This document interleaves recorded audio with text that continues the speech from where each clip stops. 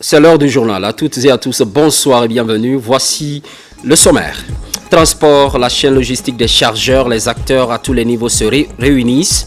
L'objectif est précis, identifier les problèmes du secteur pour apporter des solutions idoines. Des propositions sont faites dans ce sens. Promotion de l'excellence en milieu scolaire, une compétition est lancée ce mercredi à Conakry en faveur des élèves. L'activité leur offre l'opportunité de développer des compétences en art oratoire et en culture générale. À suivre tout de suite. Un incendie vient de ravager une partie de quartier d'Aboundi-Bafon, lieu très connu et fréquenté à cause d'un meuble de qualité souvent exposé. Pour éviter le pire, les citoyens se sont donné la main pour maîtriser le feu. Les pertes sont énormes. C'est tout pour le titre. À Conakry, s'est tenu le conseil d'administration du Fonds d'investissement minier de Guinée, une étape cruciale pour assurer la gestion efficace des ressources minières du pays. En 2024, la structure a mobilisé 140 milliards de francs guinéens sur 185 milliards prévus. Des perspectives sont définies pour plus de résultats dans le financement des activités cette année. Ça, Martin Francinaduno, Kandesila. Le Fonds d'investissement minier est un outil essentiel du ministère des Mines et de la Géologie qui joue un rôle central dans le développement économique du pays en soutenant des projets miniers durables et responsables, profitables aux populations guinéennes.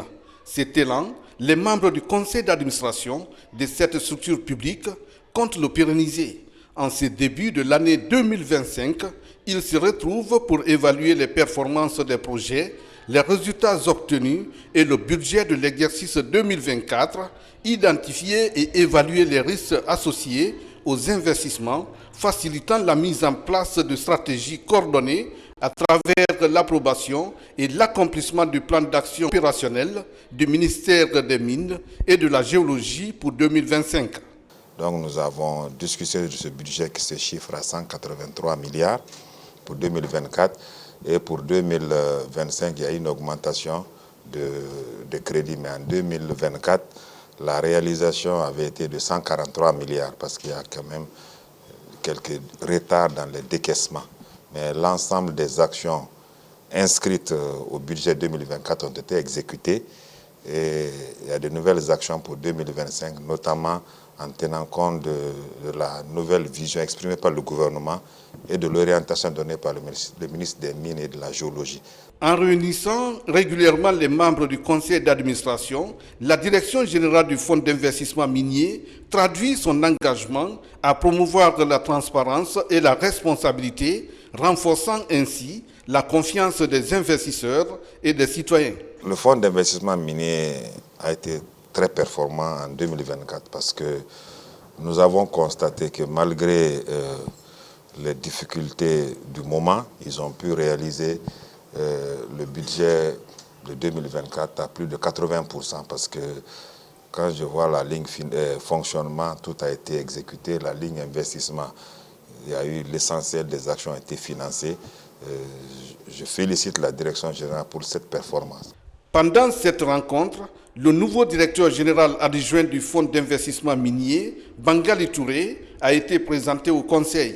Pour les membres, les prochaines étapes consisteront à mettre en œuvre les recommandations formulées et à suivre de près l'impact des projets sur les communautés locales, garantissant ainsi que les richesses du sous-sol profitent à tous les Guinéens. Transport. Avec ce conclave sur la chaîne logistique des chargeurs, les acteurs à tous les niveaux se réunissent, je vous le disais à l'instant.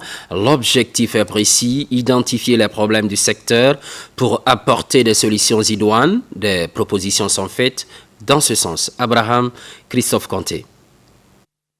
La direction générale du Conseil guinéen des chargeurs est dans la logique d'exécuter uniquement de la feuille de route du ministère des Transports. La mission est de créer un cadre de concertation entre le Conseil et les acteurs de la chaîne logistique de transport.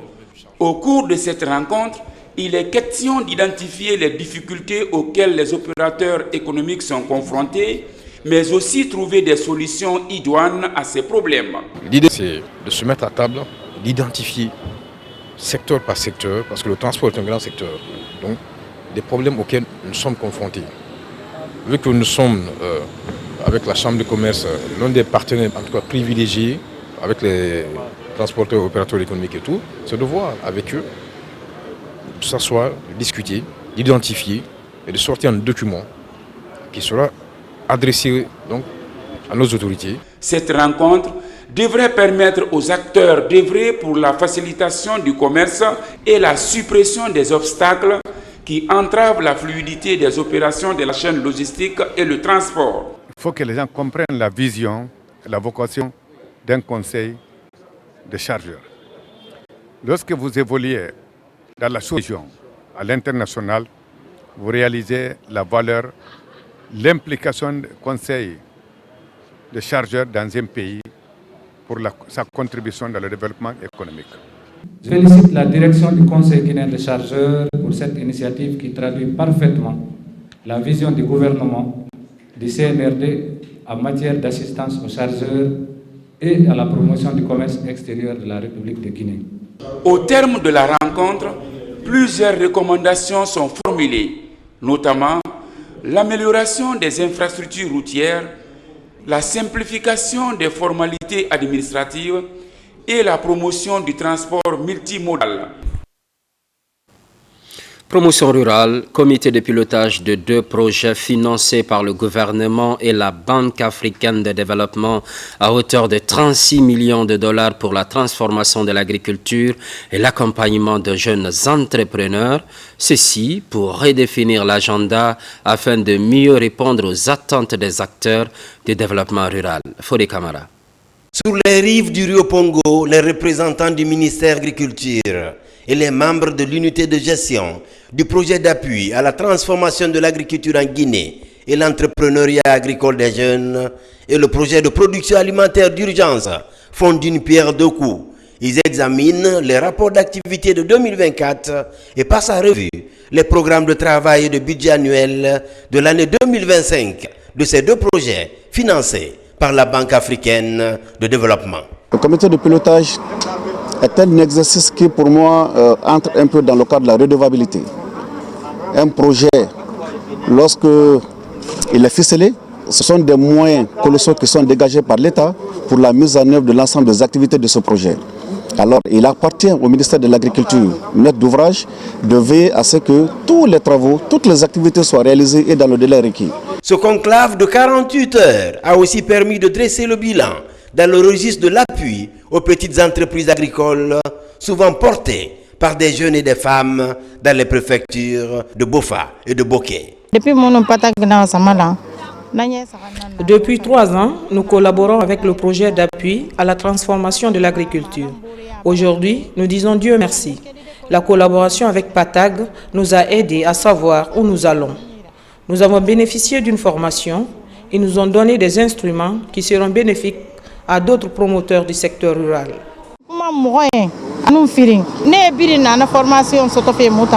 Au terme de 48 heures de comité de pilotage de ces 2 projets, des recommandations ont été formulées afin d'accélérer la mise en œuvre du projet d'appui à la transformation de l'agriculture en Guinée et l'entrepreneuriat agricole des jeunes et le projet de production alimentaire d'urgence, 2 projets financés par la Banque africaine de développement à hauteur de 36 millions de dollars. À Mamou, les nouveaux étudiants de l'Institut supérieur de technologie de Télico ont été officiellement installés. Ils sont au nombre de 345 cette année. Toutes options confondues, ils seront formés au métier d'ingénieur. Mamadou Patebalde, correspondance. C'est dans une atmosphère de joie que l'Institut supérieur de technologie de Mamou a accueilli ces nouveaux étudiants. Ici, à l'IST, pour cette session 2024-2025, ils sont au total 340 étudiants guinéens à être orientés dans les filières IMP, génie informatique, énergétique, génie biomédical, technique de laboratoire et le département CFM. D'abord, j'avais opté pour faire le concours de la médecine pour malheureusement n'a pas marché. Et c'est pourquoi dès que j'ai vu le technique de laboratoire parmi mes choix et sachant que si je choisis ces départements-là et qu'à la fin de mon cycle universitaire, je pouvais me recycler en santé pour pouvoir continuer mon rêve, c'est la raison pour laquelle j'ai opté pour ces départements. J'ai choisi le département génie informatique parce que depuis mon très jeune âge, j'ai toujours été passionné par la technologie et la manière dont elle transforme notre quotidien. Durant ces 4 années, ces nouveaux étudiants bénéficieront des formations théoriques et pratiques sanctionnées par un diplôme professionnel en ingénierie. Le règlement des études qu'on va vous donner, qui vous a été donné, doit être vraiment au chevet pour vous, chaque jour. Parce que ce qu'on va faire ici est tiré de ça. Les étudiants qui ont été admis ou bien conduits au conseil de discipline, il faut que tu saches que si tu fais ça, tu vas aller en conseil de discipline. Il y a un certain nombre de comportements qu'il faut éviter. Et donc je finirai par ça et vous invitez donc à vous mettre au travail. Ces étudiants ont réussi à décrocher avec succès leur baccalauréat en série sciences mathématiques et expérimentales et être orientés dans cet institut par le ministère de l'Enseignement supérieur, de la Recherche scientifique et de l'Innovation. Votre admission témoigne ici votre détermination, de votre travail acharné et de votre engagement envers votre avenir. Vous êtes les futurs leaders, innovateurs et acteurs de changement de notre société. Et je ne doute pas que vous saurez relever les défis qui vous attendent. Pour permettre à ces étudiants de mieux cerner les filières dans lesquelles ils ont été orientés, ils ont suivi des exposés sur les programmes et leurs débouchés, la présentation de l'historique de l'IST ainsi que ses différents partenaires. À l'école normale, professeur d'enseignement technique et professionnel de Matoto, 300 nouveaux fonctionnaires de l'État suivent un programme de formation axé sur la pédagogie de base. Il est question de renforcer leurs capacités une fois dans les salles de classe. Nabila Moussa Kamara. Après le recrutement des nouveaux fonctionnaires pour le compte du ministère de l'Enseignement technique, de la formation professionnelle et de l'emploi, l'AMPET, l'école normale des professeurs d'enseignement technique et professionnel, entre en jeu pour faire d'eux des formateurs qualifiés avec des ressources pédagogiques nécessaires. Le premier contact est surtout mis à profit pour découvrir le potentiel de chacun des nouveaux fonctionnaires et les préparer à remplir efficacement leur mission dans les écoles techniques. À travers vraiment les questions et aussi les ententes que vraiment nous avons constatées, j'ai compris que vraiment l'État a besoin d'un personnel de qualité. Bien sûr, on a suivi des cours, la formation reste toujours un projet inachevé. Et à l'issue de cet entretien, je pense que les lacunes ici peuvent être détectées et puis les formateurs pourront savoir qu'est-ce qu'il faut. Après cette première phase, place aux formations en pédagogie avec les formateurs de l'AMPET. Une étape indispensable avant tout déploiement dans les salles de classe au contact des apprenants. Les fonctionnaires qui viennent d'être recrutés ne peuvent pas être placés dans les classes ou dans nos centres directement comme ça. Il faudrait donc les former, il faut les outiller pour qu'ils donnent le meilleur d'eux-mêmes auprès de nos apprenants qui sont dans nos écoles. Cette formation me permet de me réjouir à plus d'un titre, dans la mesure qu'on ne peut pas s'y engager dans une activité sans pour autant apprendre le b.a.-ba de cette activité pour permettre aux apprenants de futurs, c'est-à-dire techniciens, voire ingénieurs de différentes sociétés, voire de l'État, qui viendront plus tard à pouvoir maîtriser et à représenter valablement notre pays. À travers cette session de formation des formateurs, l'AMPET lance officiellement ses activités pour l'année 2025. Tout au long de l'année, un ambitieux programme va être déroulé pour mettre en œuvre l'une des priorités du ministère de l'Enseignement technique, de la formation professionnelle et de l'emploi, la formation des formateurs. Pendant ce temps, promotion de l'excellence en milieu scolaire. Une compétition est lancée ce mercredi à Conakry au bénéfice des élèves. L'activité leur offre l'opportunité de développer des compétences en art oratoire et en culture générale. Mamadou Saliouba pour plus de précision. Au fil du temps, cet espace d'émulation est devenu le rendez-vous privilégié des meilleurs élèves de la capitale. Dénommé School Challenge, cet événement porté par l'université Nongo Conakry offre l'opportunité aux participants de développer des compétences en art oratoire, en culture générale, mais aussi en création artistique. Il s'agit d'un cadre unique d'expression intellectuelle et culturelle, un espace de dépassement de soi où les jeunes talents de Conakry et d'ailleurs ont l'occasion de se mesurer, de partager leurs connaissances et de développer des compétences essentielles. Cette troisième édition de ce rendez-vous de promotion de l'excellence en milieu scolaire est axée sur l'emploi jeune. Elle se veut une plateforme d'expression des talents et d'éveil de l'esprit critique sur des problématiques sociales. Cet événement met avant tout les jeunes talents guinéens, les préparant à devenir des futurs leaders du pays, en les aidant à garantir et à grandir leurs capacités et aptitudes en communication, en esprit d'équipe, mais aussi à une réflexion critique sur certains sujets. Sachez que ce travail sera accompagné aussi par le ministère du tutelle. Nous disons grand merci aux initiateurs, nous disons grand merci à tous les acteurs. Venus de plusieurs établissements scolaires, ces élèves vont rivaliser pendant plusieurs jours. Une occasion de développer le leadership chez les jeunes, la créativité et l'innovation. Les meilleurs vont répartir avec des prix. Par ailleurs, au tribunal de première instance de Kankan, le respect des textes de loi reste une priorité. Pour renforcer cette dynamique, les acteurs de la chaîne sont outillés. Entre parquet d'instance et officier de police judiciaire, la relation sera fermée davantage afin d'assurer la sécurité urbaine. Jamokaba. Au tribunal de première instance de Kankan, l'heure est au rendez-vous des acteurs de la chaîne pénale. Dans la salle d'audience, un débat est ouvert pour renforcer la collaboration entre le parquet d'instance et les officiers de police judiciaire. Ce moment de rappel des textes de loi évoque le contenu des décisions d'habilitation pour le respect des actions de poursuite sur la voie légale. Il est à préciser que l'officier de police judiciaire sur le plan judiciaire, n'a de compte à rendre qu'au directeur d'enquête.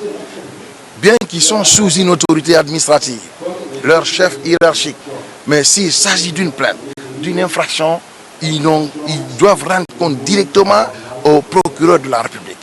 Mais le diagnostic nous a permis de constater que les officiers de police judiciaire qui rendent compte aux officiers de police judiciaire, aux magistrats dans le ressort ou en République de Guinée, aujourd'hui sont confrontés à des problèmes.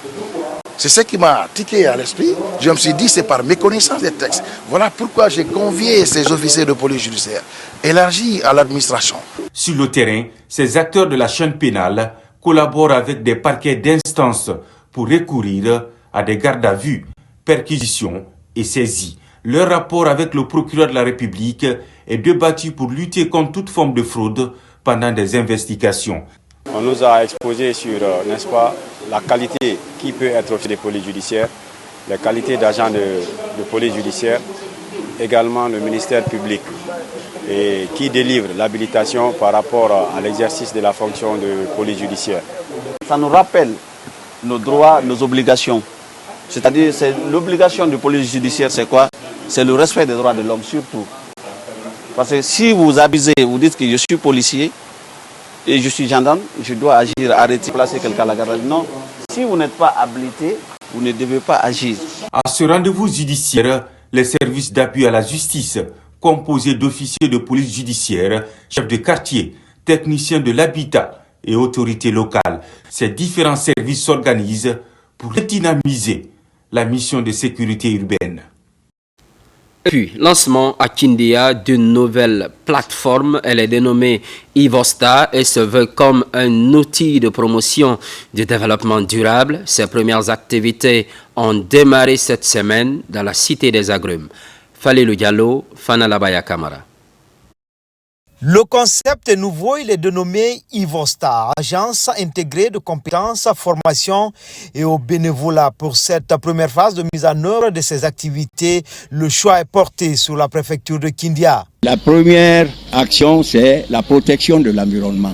C'est très important. C'est le château d'eau de l'Afrique et machin. Et puis, on a un très beau pays. Ça, c'est un. Il y a l'éducation civique aussi. Et le troisième aspect aussi, la culture permet de lier les individus et les communautés et puis les ethnies. J'ai un message, c'est-à-dire qu'on entretienne l'environnement parce que la santé commence par l'environnement. Donc c'est ce que je veux reproduire à Kindia d'abord et puis dans toute la Guinée. Des projets et programmes seront initiés pour renforcer la croisade contre le réchauffement climatique dans cette préfecture qui abrite de nombreuses têtes de source. Tout comme des activités génératrices de revenus pour la jeunesse de Kindia seront organisées. Dans ces activités, l'ONG Ivosta va se baser beaucoup sur l'environnement parce que l'ONG Ivosta a pour objectif de contribuer à un environnement sain, mais aussi de contribuer à la formation des enfants, à la formation des personnes vulnérables aussi, afin que chaque citoyen puisse avoir une éducation, mais aussi chaque citoyen dans son milieu puisse être dans un environnement sain, propre et propice dans la vie communautaire. À travers cet engagement, Ivosta Guinée compte étendre ses activités à Kindia, mais aussi dans la zone spéciale de Conakry. Ce qui, entre autres, concentre l'actualité le 14 février, jour dédié à l'amour et à l'amitié dans le monde. Pour l'Église, c'est plutôt un jour qui fait référence à deux axiomes majeurs, Valentin comme homme de foi chrétienne et Valentin comme celui qui unissait des couples militaires. Marie-Angélique Bangoura, pour plus de compréhension. Valentin, un prêtre d'origine italienne, est celui que le monde commémore chaque 14 février. Contrairement à l'idée populaire d'une simple fête des amoureux, l'Église lui accorde une signification bien plus profonde liée à son engagement spirituel. L'Église, à travers Saint-Valentin, veut passer un grand message. Et le message, c'est quoi? Alors, c'est surtout pour la première raison pour laquelle Saint-Valentin a été exécuté. Et cette raison, c'est l'audace de foi en Jésus et de ses valeurs, la conviction de sauvegarder ses valeurs chrétiennes évangéliques. Saint Valentin a été exécuté à cause de la foi. Et donc pour l'Église, c'est un modèle dans la foi. Donc, et modèle dans la foi parce qu'il a accepté de vivre cette foi et accepté de mourir, de verser son sang pour cette foi. Cette date fait référence au jour de son exécution. Reconnu comme martyr, il est honoré par l'Église depuis lors. Selon une légende, un autre Valentin d'origine méconnue aurait secrètement aimé une jeune femme qu'il aurait lui-même guérie. Avant sa mort, il lui aurait adressé une lettre signée « Ton Valentin », donnant ainsi naissance à une tradition encore perpétuée aujourd'hui. Cependant, la Saint-Valentin n'est pas célébrée de la même manière partout dans le monde. Parfois, on a tendance à penser que Saint-Valentin, c'est vraiment la fête de l'amour. Mais quel type d'amour? L'amour vraiment artificiel, superficiel, qui se fane, qui disparaît comme la fleur qu'on offre le jour de Saint-Valentin. Non, l'Église voudrait que le cadeau de Saint-Valentin soit un cadeau de sacrifice et d'engagement. Si je dis vraiment je t'aime, que ça soit engageant. Voilà, que ça ne soit pas superficiel comme la fleur que je vais t'offrir juste pour un jour. Et dès que la fleur se fane, l'amour disparaît. Je prends l'exemple du Japon, par exemple. Voilà, c'est effectivement le 14 février, mais c'est célébré en deux temps. Le 14 février aux hommes des cadeaux et le 14 mars, c'est l'inverse. C'est les hommes qui offrent des cadeaux aux femmes. Dans le dessein divin, l'homme et la femme sont créés pour ne faire qu'un et s'aimer d'un amour mutuel et sincère. L'Église met un point d'honneur à rappeler l'importance de cet engagement sacré, invitant les couples à cultiver un amour fondé sur le respect et la fidélité. C'est vrai que l'engagement pour la vie n'est pas facile dans une vie de couple. S'engager pour toute la vie avec la même personne, dans la même maison, ce n'est pas facile, c'est vrai. Mais Et c'est pourquoi l'Église crée l'espace de formation. Avec les étapes de formation que nous avons dans l'Église, les couples réussissent à s'accepter et à s'ouvrir à l'horizon de leur vie.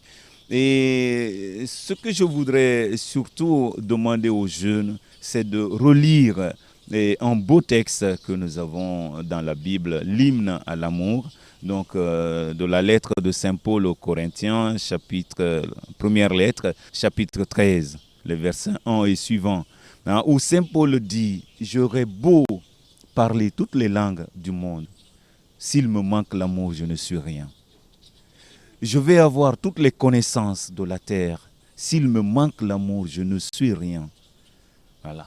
Je peux faire la charité à tout le monde, s'il me manque le véritable amour, je ne suis rien. Je peux même mourir, sacrifier ma vie, verser le sang. Et si ce n'est pas par amour, je ne suis rien. Ce 14 février encore, certains couples renouvelleront leurs vœux d'amour. D'autres vivront de nouvelles rencontres, tandis que certains connaîtront des désillusions, pouvant ébranler leur confiance en l'amour. Ainsi vont les aléas de la vie. Et puis, cet incendie qui vient de ravager une partie du quartier d'Abondi-Bafon, lieu très connu et fréquenté à cause d'un meuble de qualité souvent exposé. Pour éviter le pire, les citoyens se sont donné la main pour maîtriser les flammes. Malgré ce premier secours, les pertes restent considérables. Carlo Maroufba. Voici ce qui reste des ateliers de meubles ici à Dabondi. C'est un feu qui s'est déclaré au petit matin du mercredi 12 février 2025. Avec l'ampleur des flammes, plusieurs meubles déjà confectionnés ont été emportés par le feu. Avec l'aide des citoyens et des sapeurs-pompiers, les dégâts ont été stoppés pour limiter l'avancée des flammes dans ce lieu de confection et de vente des meubles.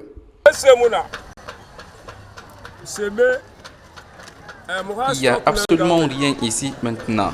C'est notre stock qui est parti en fumée.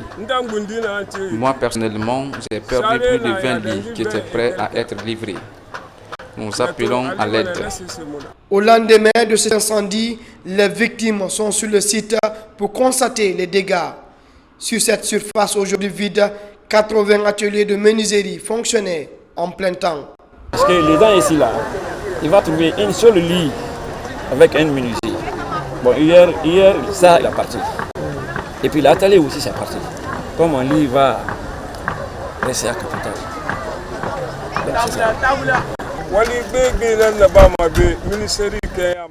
Nous faisons beaucoup de travail ici qui apporte des bienfaits pour les Guinéens.